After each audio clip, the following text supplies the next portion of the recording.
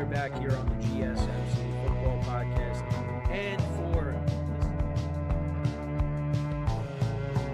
Keep yourself in the loop of everything football on the Golden State Media Concepts Football Podcast. The latest news on and off the field, be it college football, Big Ten, SEC, Big 12, Pac-12, ACC to the NFL. We've got you covered. Listen to the Golden State Media Concepts Football Podcast.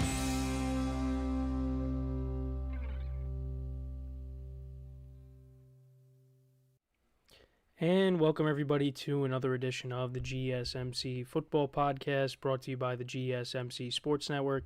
As always, I'm your host, Kenneth Grunfelder, and it's great to have you guys here on this Tuesday, September 10th. We have a lot to cover on the show today. Before I get into that, just want to remind you guys, as always, to tip or donate and get your comment recognized, go to the $ icon in the chat.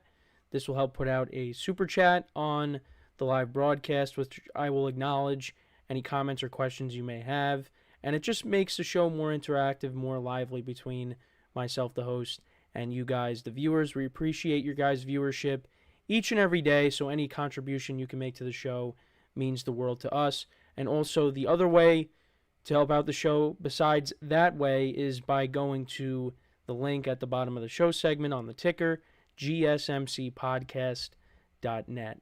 And like I said, we appreciate your guys' viewership each and every day as we put out content each and every day.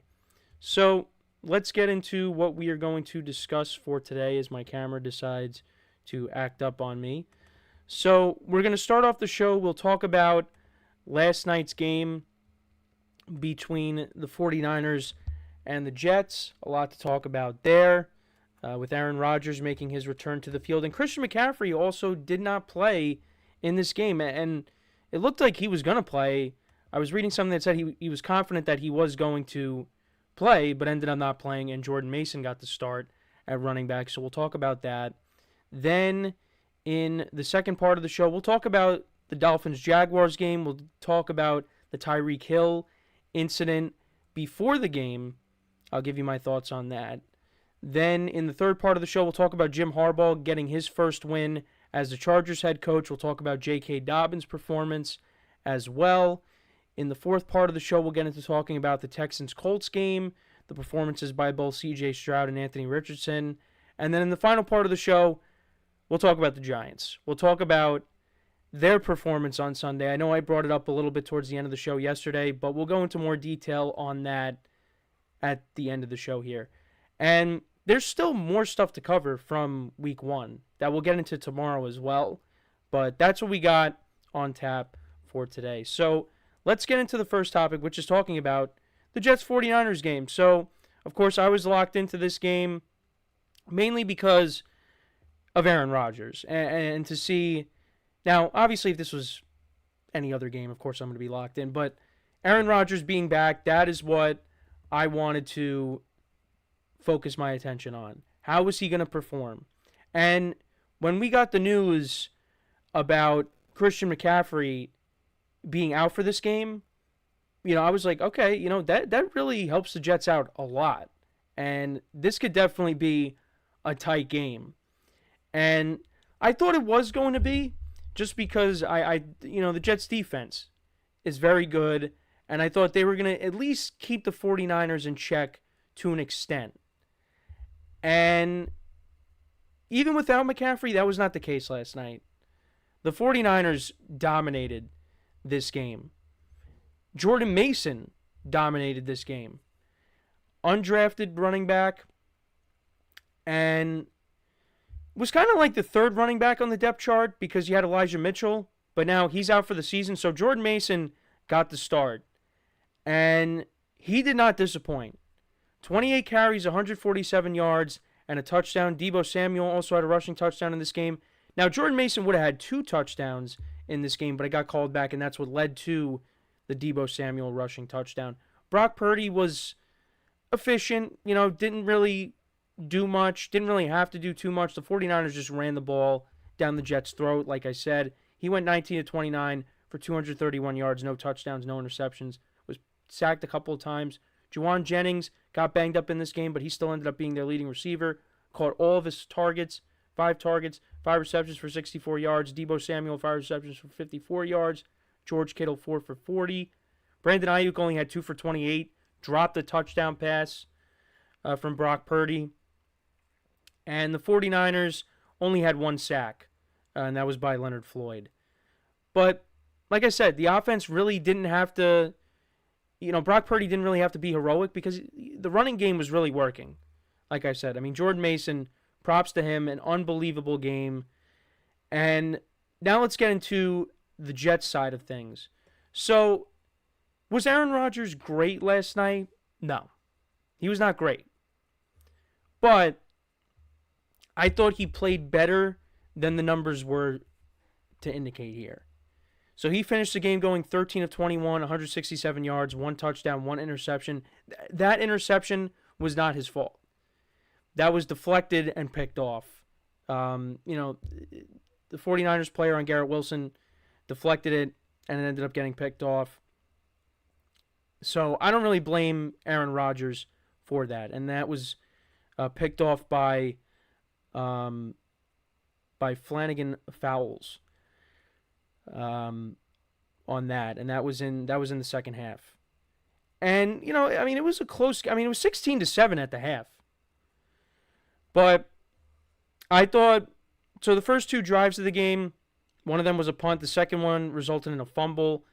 Rodgers was trying to avoid a sack, and he flicked it to Breece Hall. And Fred Warner made a great play on it. He knocked the ball out. 49ers recovered. But the Jets' defense held up. That drive resulted in a field goal. Jake Moody also had a great game as well. But then the next drive, this was the 3rd drive of the game for the Jets. They went 12 plays, 70 yards, 7 minutes of time of possession. Rodgers hit it. This is a play where you're like, yeah, Rodgers has still got it. He hit the back shoulder to Garrett Wilson for 16 yards on 3rd and 8. Another 14 yards to Garrett Wilson, 13 to Breece Hall. And then, a couple more passes to Garrett Wilson, and then Breece Hall took it into the end zone from 3 yards out. And the Jets were up 7-3, and you thought, all right, here we go. Look at the Jets right now. And then the 49ers, they responded, kicking a field goal. So, yeah, it was 7-6 after the first quarter. But things kind of changed after that. The Jets punted on their next 2 possessions. The 49ers, they got their first touchdown. That was the Deebo Samuel touchdown. They ran it down their throat on that drive. A lot of Jordan Mason. And then the Jets punted, and like I said, it was 16-7 at the half. Jake Moody kicked another field goal, 31 yards, from 31 yards out. 49ers opened up the second half with a touchdown drive. That was 7 minutes and 18 seconds. That made it 23-7. And then the interception happened. Then the 49ers kicked another field goal. They went 8 plays, 26 yards on that, following the interception. And then the Jets ended up scoring a touchdown on their drive to make it 26-13. It was on a free play. Rodgers hit Allen Lazard for 26 yards, and then he got a free play that led to a touchdown by Allen Lazard from 36 yards out. I'm surprised they didn't blow that play dead, because Leonard Floyd was really offsides. But they didn't blow it dead. Rodgers was able to cash in on that, and that made it 26-13. And then the Niners, again, answered with another field goal. Rodgers did get taken out of the game towards the end. Tyrod Taylor led a touchdown drive. I said the Jets would score 20 points. They ended up scoring 19, but, that was in garbage time. And the Niners, I said 24. It ended up being 32. So, yeah, overall, it wasn't great for the Jets, specifically for their defense. That's what really surprised me. Their defense did not play well in this game, and also the 49ers dominated time of possession. They had the ball for almost 40 minutes, 38 minutes and 40 seconds to the Jets' 21 minutes and 20 seconds. 49ers just dominated time of possession, and they finished with 401 total yards to the Jets' 266. So, look, I really can't say that Aaron Rodgers played bad in this game. Again, was he great? No. But there were some things to like from Aaron Rodgers. And also the offensive line held up in this game, which is huge, especially going up against a pass rush like that. He had his moments. but still, it wasn't great. And the Jets' schedule does lighten up. They're taking on the Titans next week, and their offense looked horrible. Although Tony Pollard had a good game, the Jets' run defense has got to get their act together because that was horrendous. Again, that could also just mean, well, you played the 49ers, who are one of the best teams in the NFL.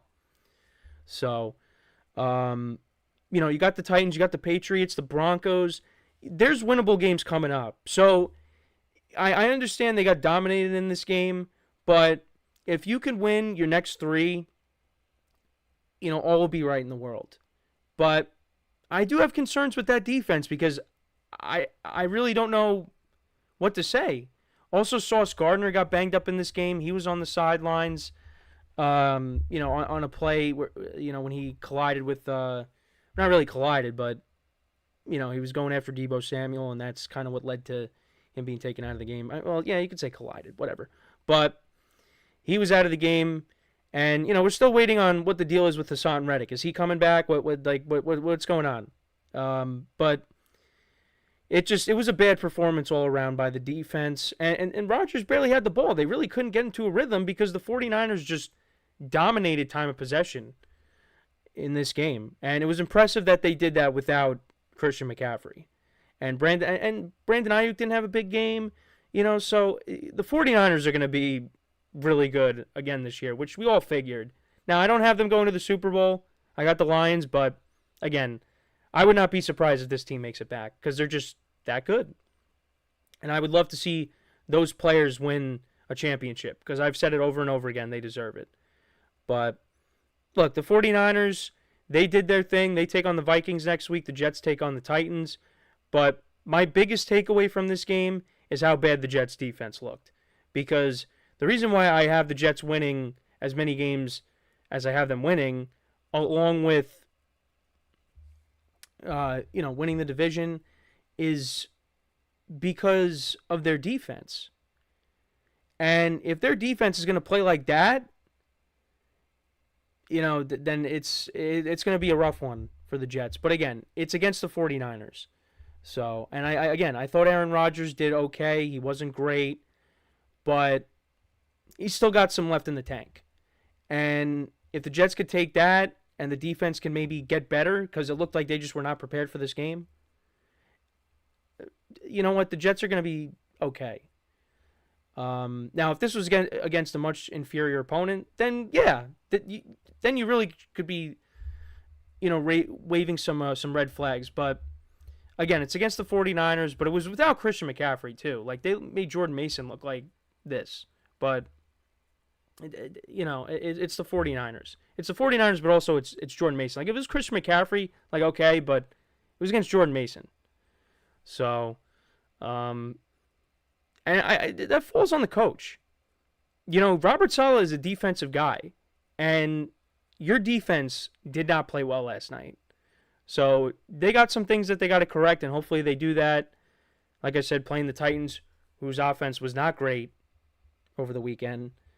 So we'll see what happens, but let me know what you guys think. I mean, I could talk about this game for a while, but, we got to move on here. But, yeah, let me know what you guys think about this game. What were your takeaways from it? How do you think Rodgers did?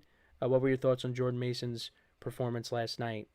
So we're going to take our first break. When we come back, we'll talk about Tyreek Hill and the Dolphins. We'll talk about the Dolphins-Jaguars game, as well as what went on with Tyreek Hill before the game as well. So with that being said, stick around, and we'll be right back here on the GSMC Football Podcast.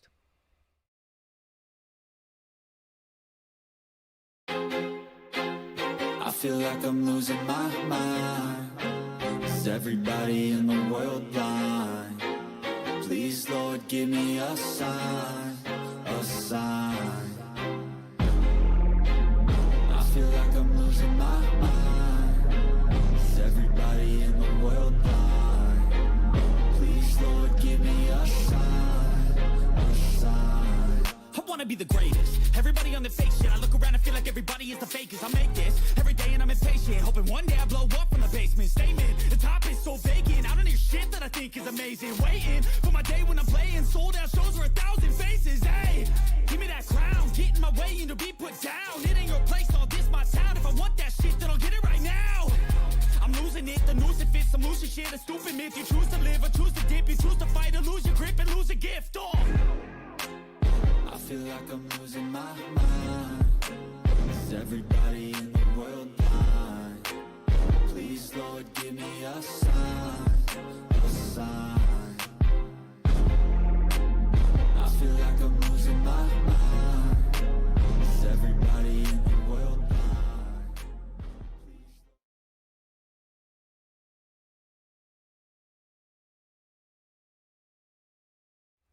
All right, and we are back here on the GSMC Football Podcast. And for the second part of the show, we're now going to get into the Dolphins-Jaguars game as well as what went on with Tyreek Hill before the game. So, I was at the Giant game, of course, and, I get off the bus that we took to the game, and all of a sudden I'm getting text messages saying that Tyreek Hill got arrested. And I'm like, what? What is going on here? And, then, you hear more about it as things come out. And I did bring it up yesterday, and I think I said parking violation, but it was a driving violation. So he was caught speeding, and he was pulled over by police, and this was about 1 block from the stadium. And, they asked for his license, his information, all that. And then it kind of got, escalated a little bit, the situation where he got pulled out of his vehicle and he was put into handcuffs. And, reading some of the articles, so how it got escalated, I guess, is, he was he put up his window and they kept telling him to put it down. And he was saying, he said, don't tell me what to do. And they kept saying, you got to keep your window down. So, I guess that's what led to him being taken out of the car and he was put into handcuffs. Now, some of his teammates even saw what was going on and they were trying to, tell them hey, what's going on here? And it was an ugly situation, and the body cam footage of it was released as well. I'm not going to go into everything with this, but the most important thing about this situation is that you get both sides of it. And that goes for a lot of things, is getting both sides of the story. Now, the unfortunate thing is, for most of us, is you're not going to get the full story unless you're actually at the situation, if you're physically there. So we're not going to get all the details, but the officer that was involved in this was put on administrative leave, I believe. But yeah, we're going to find out more about this information as it comes out. But again, it was an ugly. I'm just going to say it was an ugly situation. That's really all I'm going to say about the matter, because again, this goes off topic about other things, but I did want to touch upon it just because it made news. And Tyreek Hill spoke about it. His agent spoke about it. But yeah, it wasn't a great situation to hear about before the game on Sunday, and I'm just gonna leave it at that. But yeah, so it was an eventful day for him, but still played in the game. Still got to the stadium and scored a big touchdown late in the game. Because for a while there, the Jaguars were dominating this game. It looked like they were going to go in and beat the Dolphins there, but, the Dolphins in the second half, Tua in the second half, really played well, and the Dolphins were able to get the victory, winning 20-17. The Jaguars, to kind of go through the game summary here.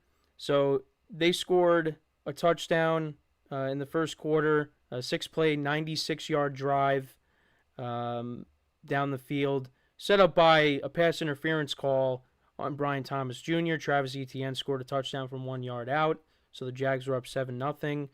The Dolphins a couple of times turned it over on downs. Then they scored another touchdown, the Jaguars. They went 8 plays, 55 yards, 5.5 minutes of time of possession. Trevor Lawrence hit Christian Kirk, who hopefully stays healthy this year. That's a big weapon for Trevor Lawrence on a 30-yard pass. And eventually they got down to the Dolphins' 14, and on 3rd and 11, Trevor Lawrence hit Brian Thomas Jr. from 14 yards out, their rookie wide receiver, and that made it 14-0 Jags. The Dolphins did respond. They scored a touchdown to make it 14-7. Devon Achane touchdown from 1 yard out. The Jags responded with a field goal. So it was 17-7 at the half, Jags. Then both teams exchanged punts twice to open up the third quarter. And the Jags were driving. Tank Bigsby opened up their drive with the 26-yard run. Trevor Lawrence hit Gabe Davis for 22 yards, hit ETN for 12 yards. And they were driving. And it looked like, they're going to punch it in here. And they would have, but Travis Etienne ended up fumbling near the goal line. The Dolphins recovered that, and that was a momentum shifter because then literally the first play after that fumble, Tua hits Tyreek Hill for 80 yards for a touchdown, and that made it 17-14. Then the Jags turned it over on downs. The Dolphins missed a field goal. They eventually tied the game at 17, and then they ended up kicking a game-winning field goal by Jason Sanders from 52 yards out. Trevor Lawrence, 12 of 21 for 162 yards, 1 touchdown, no interceptions. The Jags ran the ball for over 120 yards, 128 yards and a touchdown. Travis Etienne and a touchdown. Could have had 2 if he didn't fumble. Gabe Davis was their leading receiver, 6 receptions for 62 yards. And then for the Dolphins, Tua had a great game. 23 of 37, 338 yards, 1 touchdown, no interceptions. They only ran the ball for 81 yards. Achane had 24 yards on the ground. Mostert only had 9. And Jeff Wilson had 26 yards on the ground. Tyreek Hill, of course, did his thing. 7 receptions for 130 yards and a touchdown. The 80-yard touchdown, like I mentioned. Jalen Waddle had 5 receptions for 109 yards. Had to leave the game. He was dealing with, or he was being evaluated for a concussion. But yeah, it didn't look good for them for a while there. The offense looked sluggish, but then they exploded in the second half, and that's what this Dolphins offense can do. And Tua played really well. And when we had that debate in the production meeting about Trevor Lawrence and Tua, right now advantage Tua, because Tua did not play well, Trevor Lawrence, did not play well in the second half. His overall numbers not impressive at all. 12 for 21 for 162 yards. That is not going to do it. And I know one of our hosts was showing the numbers of Tua and Trevor Lawrence in the second half. And I wanted to see if I could find, because it was a tweet, and I wanted to find, I'm hoping I could find it, because it was very, yep, I got it right here. So in the second half, Trevor Lawrence went 3 of 7 for 37 yards, no touchdowns, no interceptions, and a passer rating of 59.8. Tua in the second half, 12 of 15 for 206 yards, 1 touchdown, no interceptions, and a passer rating of 141, basically. It's 140.97, but we'll just round up. Yeah, not good by Trevor Lawrence. And the Dolphins' defense in this game, that was one of the big things, is the Dolphins' defense. How is it going to be in this game? And they finished with 3 sacks on the day. Calais Campbell had 1. Emmanuel Ogbah, who they also brought back, he had 1. And Jalen Phillips came back, a guy that got hurt last year, and he's back. So that's huge. So they had 3 sacks on the day, and 2 forced fumbles as well. One of them was on ETN, of course. Javon Holland was responsible for 1, and then Elijah Campbell was the other who forced the fumble in this game. So, you got to like how the Dolphins responded in the second half. They shut out the Jaguars in the second half. So, just now, if Travis Etienne doesn't fumble, maybe we're having a different conversation. But, yeah, not a good start. Not a good start for the Jags. Not a good start for the Jags, and especially with a team that, these are two teams. The Dolphins didn't really collapse like the Jaguars did. The Dolphins could have had a top 2 seed, but they ended up not getting it. But the Jaguars flat out collapsed last season towards the end of the year. They were 8-3 and they collapsed. And they did not get off to a good start by losing this game. So it's one game, but, some of the criticisms that Trevor Lawrence has been getting, and especially with that new contract, didn't look good. Didn't look good, especially in that second half. But it is just one game. And then as for the Dolphins, Tua played really well in the second half. Got to give him credit. Got to give him his flowers. Now, they take on the Bills on Thursday, and for the Jaguars, they take on the Browns, who were terrible on Sunday against the Cowboys. So that should be an interesting game. That game is at home for the Jags. So we'll see what happens. A couple of injury news with the Dolphins. So Devon Achane and Raheem Mostert are both banged up. So it's possible they both don't play on Thursday. Jalen Wright, the rookie running back, did not play in the game on Sunday, but he could be a factor, as well as Jeff Wilson. So we'll keep an eye on that. But Dolphins, they showed you, something, a little something in that second half. Tua showed you something. So, we'll see if they can continue that momentum into Thursday when they take on Josh Allen and the Bills. I'll talk about them because I know I haven't done that, but, they were another team that was down and they came back. So I'm going to get into that game tomorrow. But, yeah, props to the Dolphins for coming back. But, again, just to bring the conversation back to Tyreek Hill, he had an eventful day. Like I said, spoke about it afterwards. Like I said, he had his agent talking about the situation before the game. Mike McDaniel talked about it. The Dolphins even released a statement about it as well. But, again, it just wasn't what you wanted to hear before the games on Sunday. And I'm just going to leave it at that. But, like I said, I think it's very important to know both sides of the situation before jumping to conclusions. That's the most important thing. And that's been said across the board. That's really my take on it. I'm not going to go into the specifics, but I think it's very important to get the both sides. The most important thing is getting both sides of the story and to try to get as much information as possible before jumping to conclusions. But yeah, I obviously am not going to get into more details about it, but just to bring it up one more time. But yeah, let me know what you guys think though about the performance of Tua and Trevor Lawrence in this game. Any other thoughts that you guys might have, let me know in the comments. So we are going to take our next break. Well, actually, before we take our next break, I just want to remind you guys once again to tip or donate and get your comment recognized. Make sure to go to the $ icon in the chat. This will help create a super chat for you. Put out a super chat on the live broadcast. Any thoughts or comments you may have. And it just really makes the show more lively between myself, the host, and you guys, the viewers. Any contribution you guys can make to the show means the world to us. And the other way to, of course, help out the show is by going to the link GSMCpodcast.net.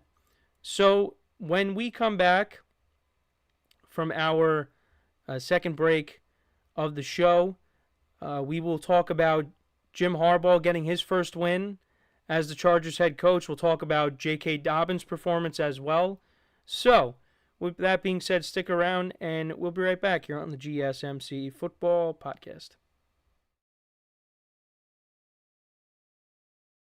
Looking for your daily fix of sports talk without having to pay for it? GSMC Sports Network is available on YouTube.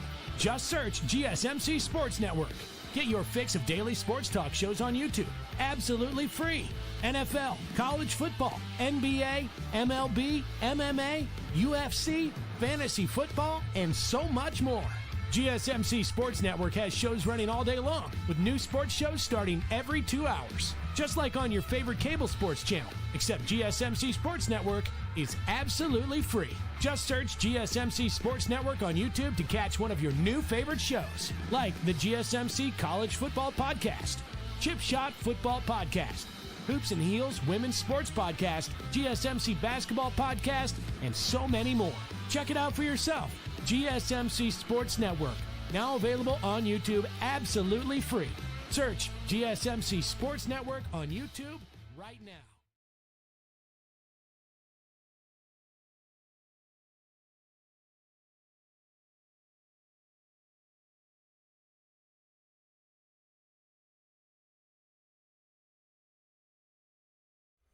All right, and we are back here on the GSMC Football Podcast, and for the third part of the show, we're going to talk about Jim Harbaugh getting his first win as the Chargers head coach, as well as J.K.Dobbins' performance as well. Now, this game did get off to a slow start.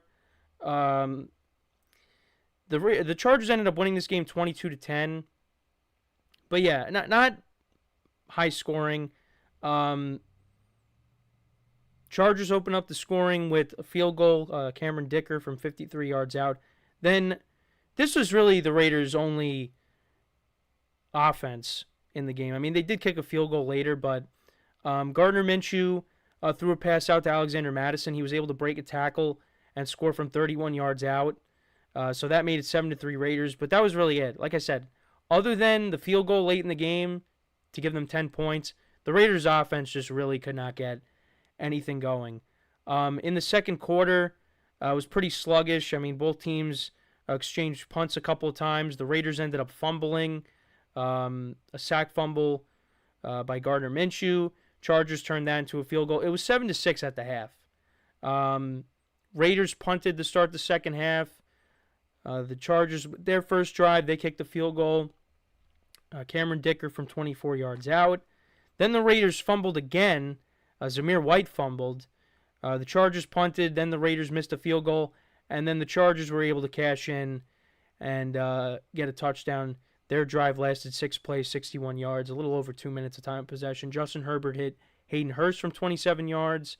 Then Joshua Palmer for 11.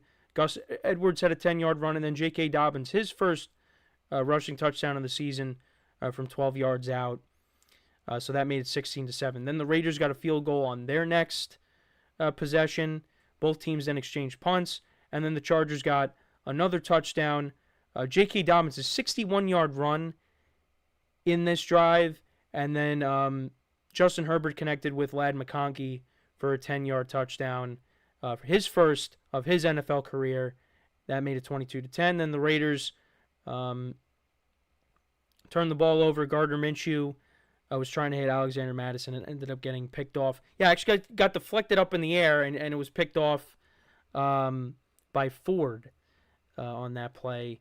And, the Chargers ended up winning the game. How many sacks did they finish with in this game? They had 4 sacks in this game. And I didn't realize Bud Dupree on the Chargers, too. I see him on the box score here. But you had a sack from Joey Bosa, who actually left the game. He got hurt in this game. Khalil Mack had 1.5 sacks in this game.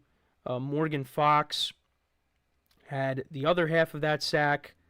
The Chargers defense did its thing. Poona Ford was the defensive tackle that got the pick late in the game on the pass that was batted up in the air. But I wanted to talk about, first of all, I wanted to highlight J.K. Dobbins' performance in this game because, he's gone through a lot in his short NFL career. He's dealt with a couple of season-ending injuries, an ACL, and I think last year was the Achilles. But and he's still only, he's 25 years old. They brought him and Gus Edwards in to kind of, be the running backs of this, to be the lead running backs of this team. And, it's been a challenging career for J.K. Dobbins, and it's just to see him go out there and perform like he did. I mean, look at the numbers: only 10 carries per 135 yards and a touchdown. You're happy to see that, and you want to see that continue. And after the game, Tracy Wolfson spoke with him, and it's kind of funny because he went up against Jim Harbaugh when Jim Harbaugh was the coach of Michigan and he was a running back at Ohio State, and now they're on the same team. So they talked about that dynamic. So that was funny, to hear about that and how things change. I don't think J.K. Dobbins is going to be doing this every week, but you got to be encouraged by that. And the Chargers, they ran the ball for 176 yards and a touchdown.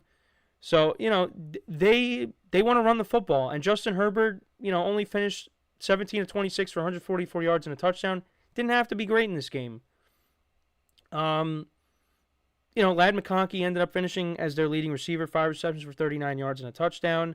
Quinn Johnson had 3 receptions for 38 yards. Joshua Palmer actually got ejected from this game. There was a fight.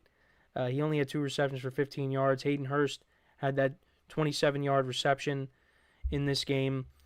But, I know it's one game, but, you got to like what you see. I said that the Chargers would be a competitive team this year. I said 9 wins, and they got off to a good start. And then as for the Raiders, Gardner Minshew was not great in this game.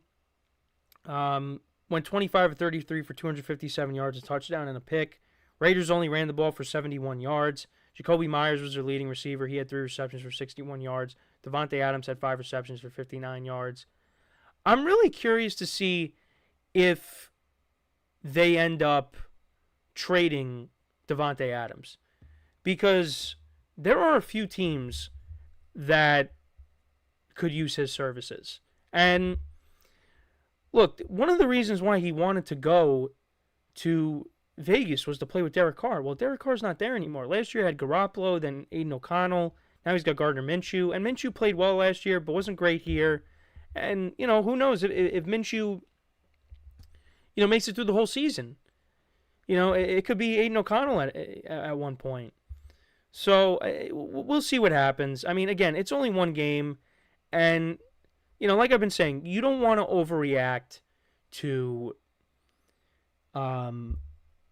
You don't want to overreact to just one game. Now, we'll talk about a team later in the show that, I'm going to react to the one or overreact to the game that they had because it's justified. But, for the Raiders, I don't want to overreact just yet. Now, they do play the Ravens next week, so it doesn't get any easier.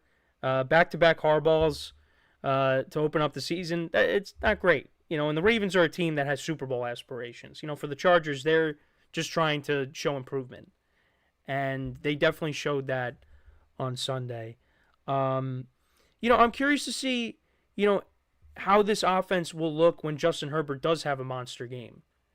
With the running, if the running game is like that and Justin Herbert has a big game and hopefully he builds a rapport with these receivers, how is that offense going to look? And can the defense continue to play like it did on Sunday? Because that was a big weakness of the team last year was the defense. The defense was not good.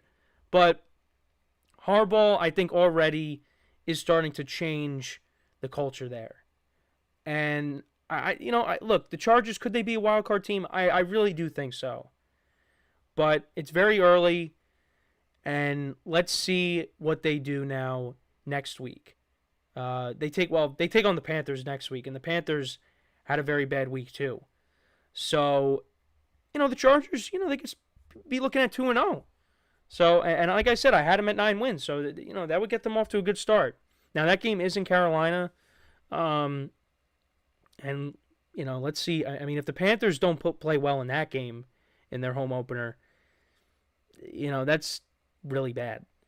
Because already, I mean, they looked like the same team from last year, if not worse, the way they played against the Saints on Sunday. The Chargers, I like their chances to win next week. And then as for the Raiders, like I said, they play the Ravens. So Yeah, right now they're looking at 0-2.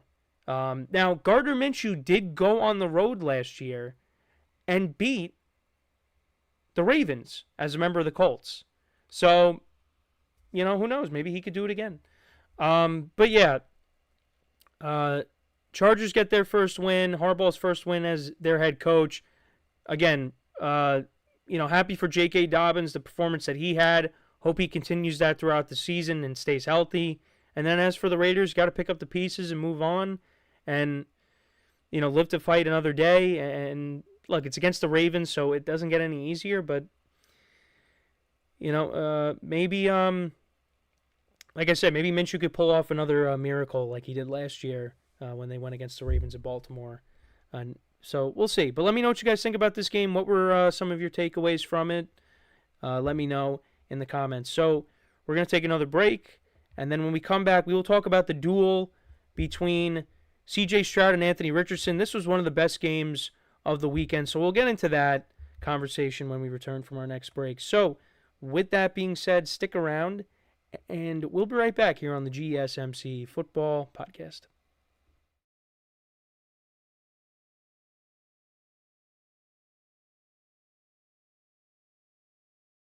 For the best and latest podcasts available anywhere, go to the podcast app on your cell phone and type in GSMC to access free content-rich podcasts on health and wellness, book reviews, sports, entertainment, relationships, social media, movies, technology, finance, and even weird news. Subscribe and download the GSMC Podcast Network's family of shows, available everywhere podcasts are found.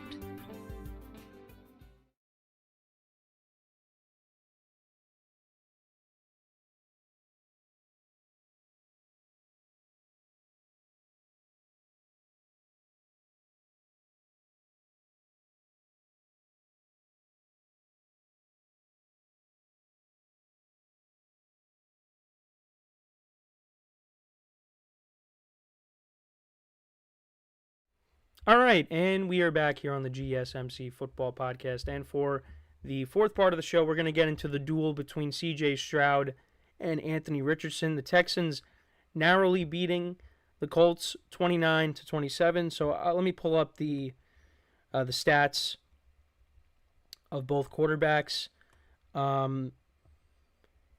Again, this was one of the best games of the weekend. Now, they didn't throw for a ton of yards, but they both made their fair share of plays. Like C.J. Stroud at one point, it was on 4th and 1 earlier in the game. He slipped, and it looked like the Texans were going to turn it over on downs, but he still completed a pass on his knees to get the first down.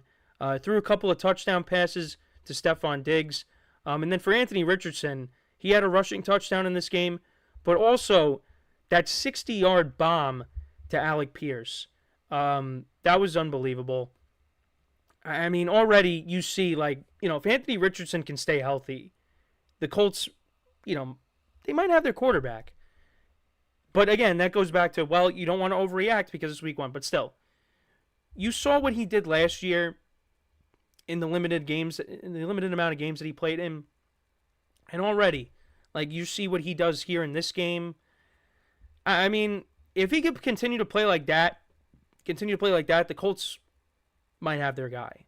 And I would lean towards saying they do have their guy. But again, you want to see that full body of work.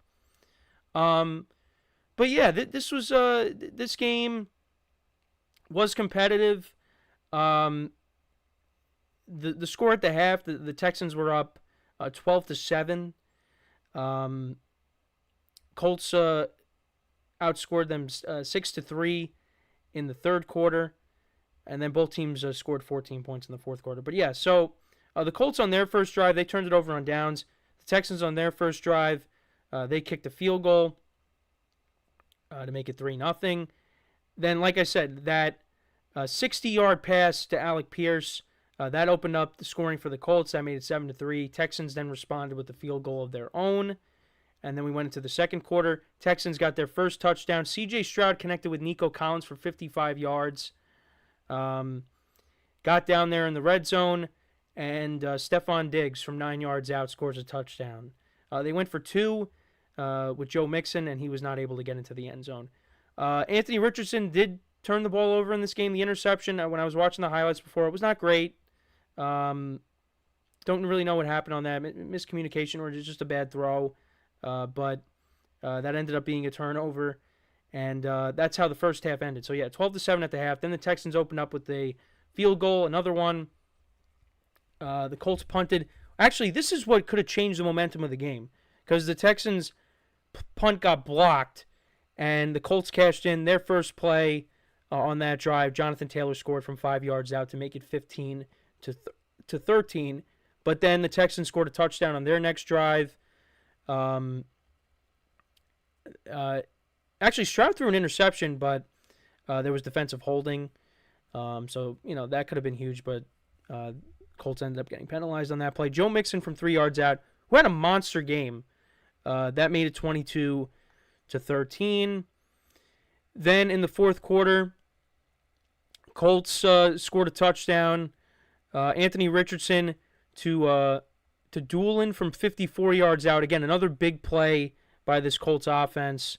So that made it 22-20. But then the Texans responded again. And that was Diggs' second touchdown of the game there. That drive was 11 plays, 70 yards, 7.5 minutes of time of possession. And then the Colts scored a touchdown again. Richardson connected with Pierce again for 57 yards. And then he scored a rushing touchdown on 4th and goal from 3 yards out. And there was about 2 minutes left in the game. But the Texans were able to ice it. On 3rd and 11, Stroud connected with Nico Collins for a 12-yard completion. And that basically iced the game. Well, then Joe Mixon ran it a few times, and then that really iced the game. And, the final score ended up being 29-7. Stroud, as you see his numbers there, he went 24 of 32. Joe Mixon, huge game for the Texans in his debut with his new team. 30 carries for 159 yards and a touchdown. If that's the Joe Mixon that the Texans are going to get, I mean, that is huge for this team. Nico Collins did his thing against the Colts. 6 receptions for 117 yards. Tank Dell, in his first game back, 3 receptions for 40 yards. Also had a 17-yard run. I don't really want to say carry, but yeah, 17-yard run. He had 2 runs in this game. But yeah, the 17-yard run was big at one point for them. And Stephon Diggs, 6 receptions for 33 yards, but he had the 2 touchdowns. And then as for the Colts, Anthony Richardson only went 9 of 19. That's the first time I've seen that. I didn't realize he didn't throw the ball that much. Also ran the ball for 56 yards and a touchdown. Jonathan Taylor had 48 yards on the ground and a touchdown. Alec Pierce had a huge game. 3 receptions for 125 yards and a touchdown. And Ashton Doolin had 1 reception for 54 yards. That was for the touchdown. Michael Pittman only had 4 receptions for 31 yards in this game. Colts defense had 4 sacks in this game on Stroud.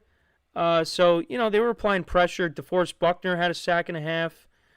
And Kwity Payne had a sack as well. So you got to like that they were getting pressure on Stroud, even though, he was able to make some plays in this game. And the Texans defense had a couple of sacks in this game as well. But, look, when you look at week 1 and you see how the Titans played and how the Jaguars played, the Jaguars, well, actually, the Titans and the Jaguars should have won, well, more so the Titans. The Titans were up 17-0 and they blew their lead. And Jaguars blew their lead too. We could have saw like 3 1-0 teams in this division, but we see 3 0-1 teams and 1 1-0 team, and that's the Texans, who, I picked to win the division. There's a lot to like though from what you saw from both quarterbacks. I picked Stroud to win MVP. Tried to be different, although Josh Allen, with his performance that he had on Sunday, that's why a lot of people picked him, and obviously you got Mahomes as well. But there's a lot to like. I didn't realize that Anthony Richardson only went 9 of 19, but he threw for he made the most out of those 9 completions, especially to Alec Pierce and to Doolin. But yeah, I mean, I think there's a lot to like about the Colts as well. I mean, the Texans are a very good team. But the Colts could be a team, there's people that picked them to make the playoffs. I didn't. They're going to be hanging around, though, for it. It wouldn't surprise me if they make it. But, if Anthony Richardson, continues to play like he did, obviously the interception was bad, but, that's going to happen. And obviously people have their concerns, but he's coming back because he's coming back from the shoulder injury. And, we don't want to see him get hurt again. But running the football is a part of his game, and you're going to continue to see that. So with that, combined with the explosive plays, throwing the football, I mean, this Colts offense is going to be good. And they did it against the Texans, a team that is going to be very good this year and is the favorites to win the AFC South. So I like what I saw from Anthony Richardson, and hopefully he continues to perform. They take on the Packers next week without Jordan Love, so I like the Colts' chances in that game. And then for the Texans, they take on the Bears on Sunday Night Football. And we'll see if the Bears' offense can really get it going, because it was really about their special teams and their defense as to why they won the game. Caleb Williams was not great in his debut, but again, it's his first game. It's his first NFL game. Got to give him more runway. So I anticipate we're going to see a different Bears offense than what we saw on Sunday. But one of the things that people were talking about was the offensive line for the Bears and how it just was not doing well. And against the Texans, and you got Danielle Hunter and Will Anderson Jr., the Bears are going to have, Bears offensive line is going to have their hands full. So, but yeah, one of the best games of the weekend with these two quarterbacks. And look, I know it's only 1 week, but, it could come down to these two teams for that division. I mean, I already said the Titans were going to be a team that finished in last place, but, I'm still not going to give up on the Jags just yet. I mean, they still got, look, we got a long season, all right? It's only week 1, but it could come down to the Colts and the Texans for the division. I mean, like I said, I already had the Titans finishing in last, but yeah, we'll see how it goes. But let me know what you guys think about this game. What were your takeaways from it? Very exciting game. And, that's one of the cons about being at a football game is you miss all of the other games. You don't, I mean, you could keep up with the scores on your phone, but you're missing all these highlights and things like that. You're not able to watch Red Zone at the game. So, and boy, do I wish that I was able to watch these games, because the game that I saw on Sunday was not great. And we are actually going to talk about that game because, I know I brought it up a little bit yesterday, but I just wanted to get into that game and give you my thoughts on it. The Giants and the Vikings. We're going to talk about that game. We're going to talk about the performance by Daniel Jones as well. A lot to cover with this game. And again, we did more than scratch the surface with this past week of football, but we still got more stuff to talk about.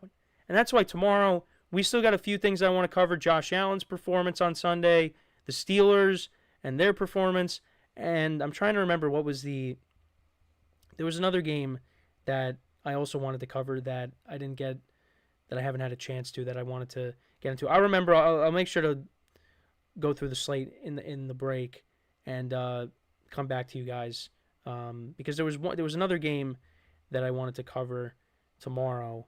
But yeah, we'll get into that when we come back from break. I'm gonna go do a quick dive into the slate and see what I'm missing. But I know Josh Allen and the Steelers, they're on tap for tomorrow. But I'll take a look at what the other game I was thinking about. But I'll get back to you guys when we come back from break.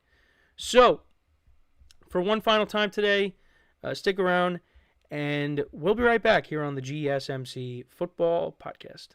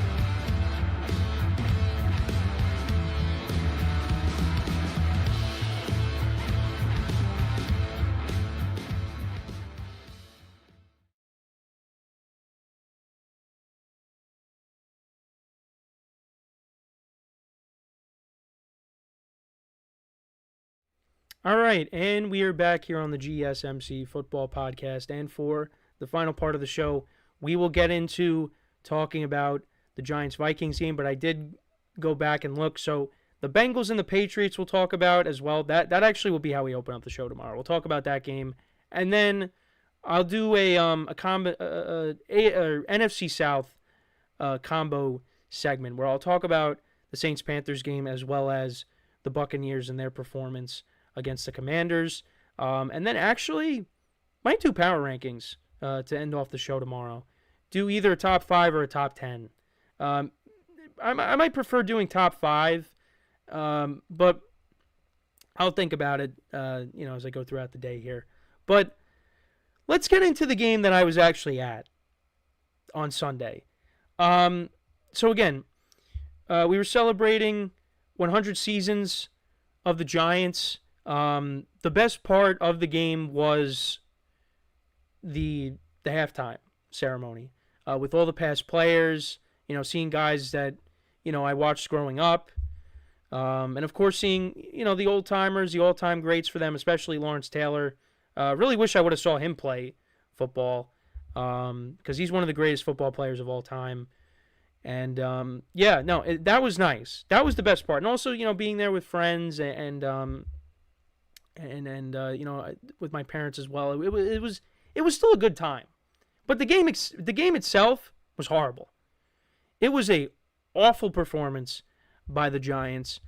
It did get off to a good start for the Giants because, well, first of all, their first drive didn't do anything. But on the Vikings' first drive, you had Dexter Lawrence sack Sam Darnold. The crowd was really into it. That was probably the loudest I've ever heard MetLife Stadium, at least when it came to a Giant game. Because when I went to the Jet game last year on Sunday night when they played the Chiefs, it was really loud there too. But yeah, that was probably the loudest I've ever heard the stadium at a Giant game. And then all of a sudden, the Giants get the fumble recovery, and I'm like, wow, what a great start for the defense. Because that was what I was most excited about, was the Giants' defense. Because they got Brian Burns to pair with Dexter Lawrence and Kayvon Thibodeau. I know the secondary was not great. But if the Giants are able to apply pressure, that helps out the secondary. So maybe the secondary doesn't get exposed as much as, other teams wanted to. But it did get exposed. It was great. But, again, when the Giants only got 3 points after that turnover, I was like, that's not good. That's not good.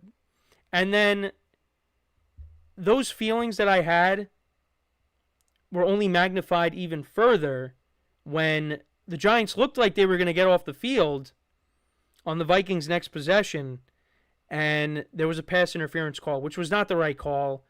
I believe it was it was either on Adoree Jackson or Deonte Banks. But they turned around and were looking at the ball. It's not like they didn't give the receiver an opportunity to catch the ball. I understand why it was called, but I mean, that was not the right call. So, yeah, it was on Adoree Jackson. And it was on 3rd and 8. The Giants were going to get off the field, but this was a 36-yard penalty. And this moved the Vikings from their own 37 to, where did it get them to? It got them to the Giants 22, or Giants 27. It just that just changed the whole momentum of the game. And it was funny. So my friend who's a Vikings fan, and my mom says the same thing too. Why is it that, sometimes running backs, they don't try to cut to the outside and they just run up the middle where you have this whole mosh pit of players? And I said, well, that's what happens.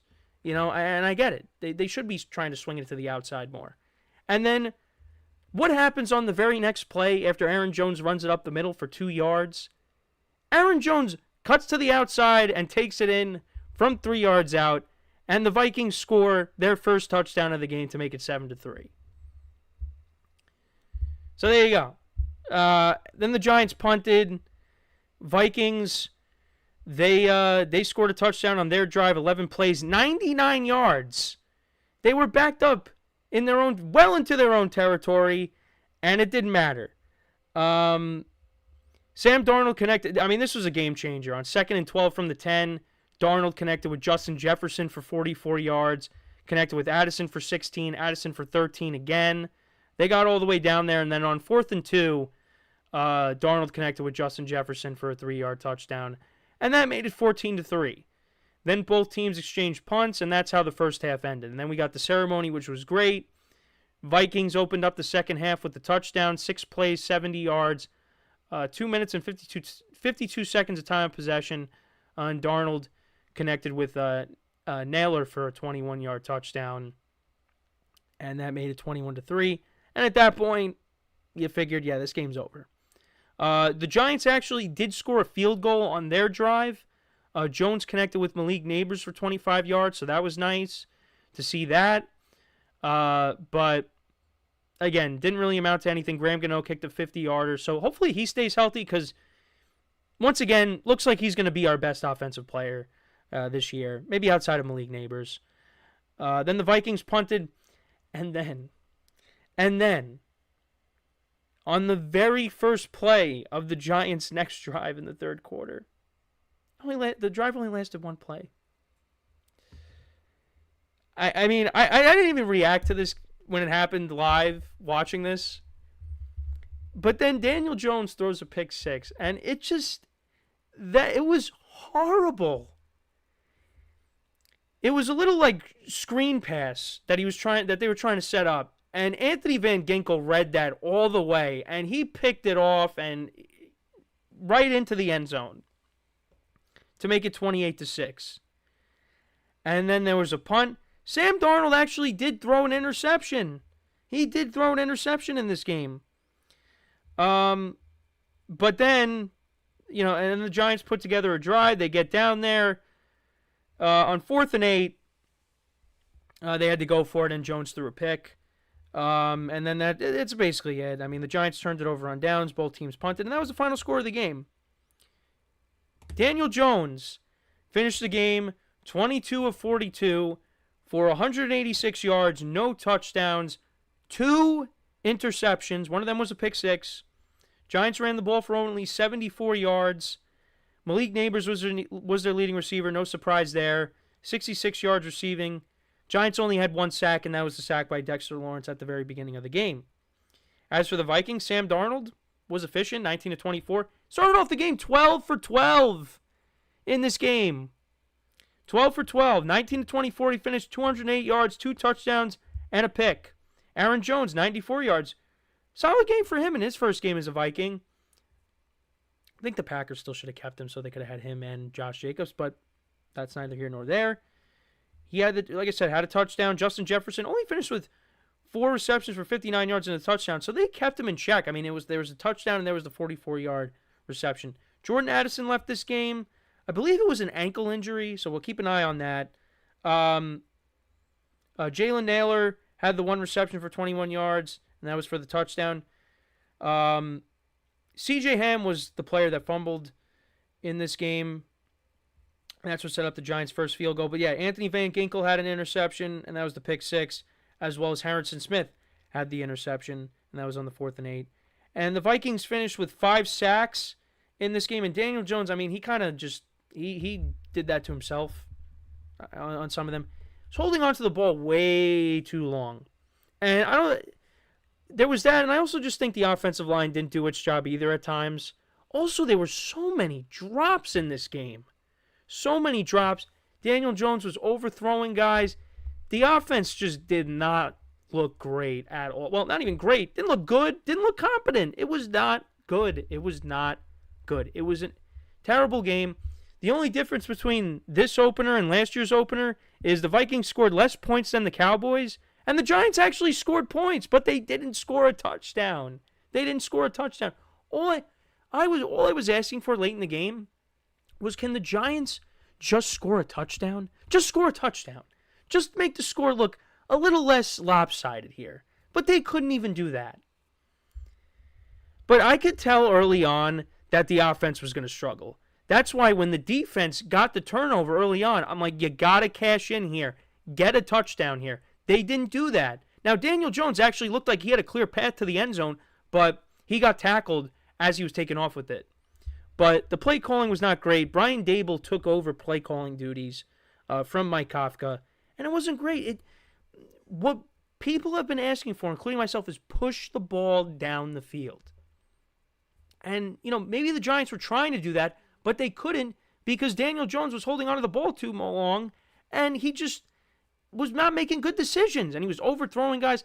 Wasn't getting help from some of his receivers again because they were driving passes, but it was just a mess all around.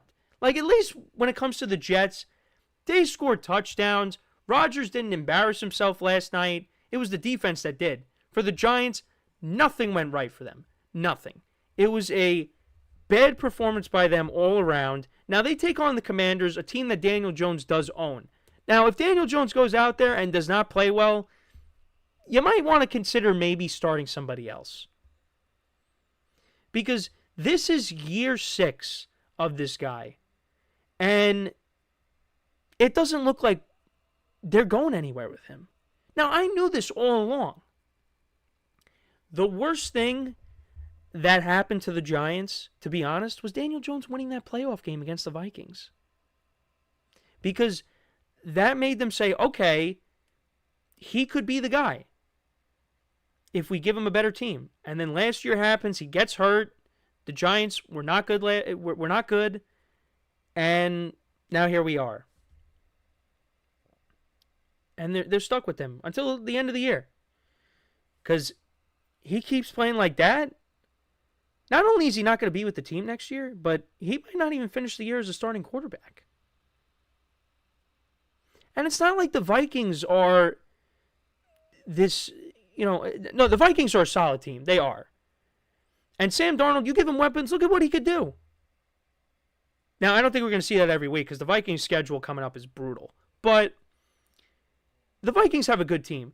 But it's not like the Vikings are this top-tier team in the NFC. The Giants, they could have been more competitive here. And they weren't. But that falls on a lot of people. And also, I wanted to bring this up, too. Kayvon Thibodeau's post-game interview was not a good look. Because a reporter was asking him, this team is supposed to be built on a pass rush. And, didn't even finish what he was going to ask Kayvon Thibodeau. And Kayvon Thibodeau was like, oh, does anybody else have any questions? Completely just dismissed the reporter. Now, was it a great formation of a question? I guess not. It could have been worded better. But you know what? Those jobs are hard. It's hard to interview players, to come up with things. But not a great look there. And Dexter Lawrence, too, was saying how he didn't like that the Giants, because there was a lot of booing in this game, and the skull chants were taking over. This is the second Giant game that I've been to. Honestly, with the third game, pretty much every Giant game that I've been to, the opposing team's fan base takes over the whole stadium. When I went to the Cowboys game in 2017, they destroyed the Giants. Cowboys took over that stadium. When I went to Giants-Packers in 2019, Packer fans, another fan base that likes to travel, they took over. And the other day with the Vikings, skull chants. Skull chants. And I was sitting next to my friend who is a Vikings fan. It was not great. It was not great. So where do they go from here? Like I said, they're playing the Commanders, a team that Daniel Jones does well against. If he does not do well against the Commanders, you got to go to somebody else. Whether it's Drew Lock, whether it's Tommy DeVito, let one of them get a shot. And they both did not look great in the preseason. But can it be any worse?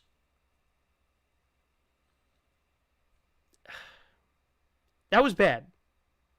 That was really bad, but props to the Vikings, because I don't know what kind of season they're going to have with Sam Darnold at quarterback, but they're going to be a competitive team this year. The Giants, I said 7-10. The way they played on Sunday, they'll be lucky if they win 3 games. That's how bad it was. And Carl Banks on the radio broadcast said to Sean O'Hara, and I said this yesterday, I think, you almost want to suit up again to help these guys.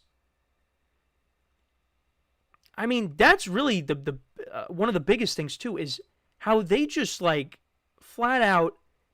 I mean, you know, I don't want to say they disrespected the old timers, but it was like, how do you do that when you're celebrating the history of your franchise? This team has won 4 Lombardi trophies, and look at what they're putting out there right now, the kind of performances, and there are some good players on this team.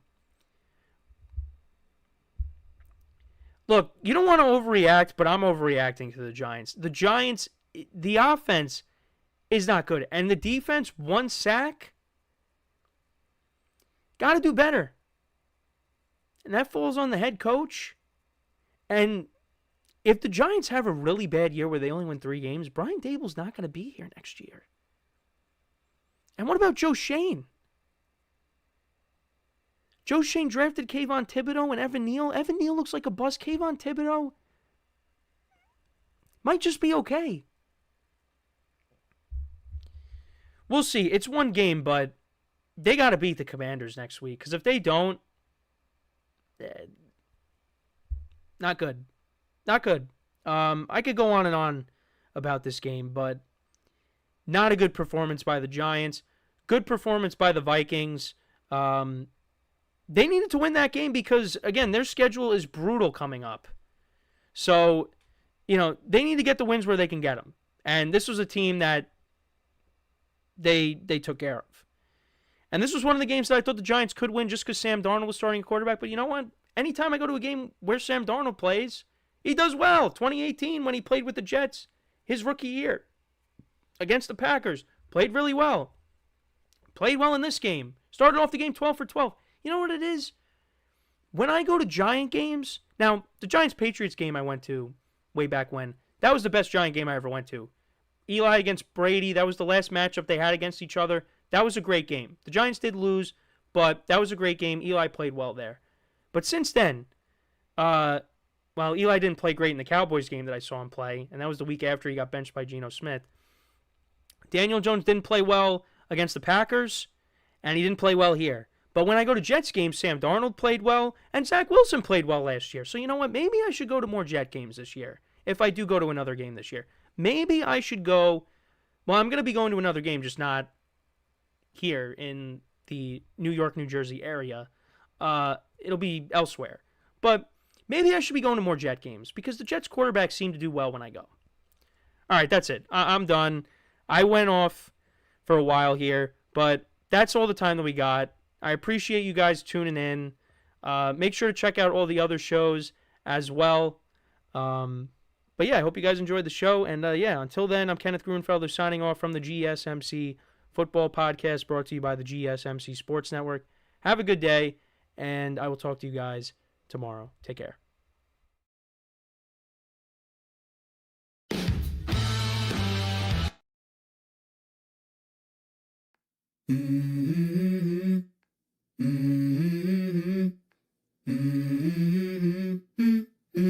Let's go. I wake up to a little bit of drool on my pillow, feel like it's gonna be a bad day. Yeah, I'm tired of shit, and the coffee ain't hit yet, damn, ain't that great.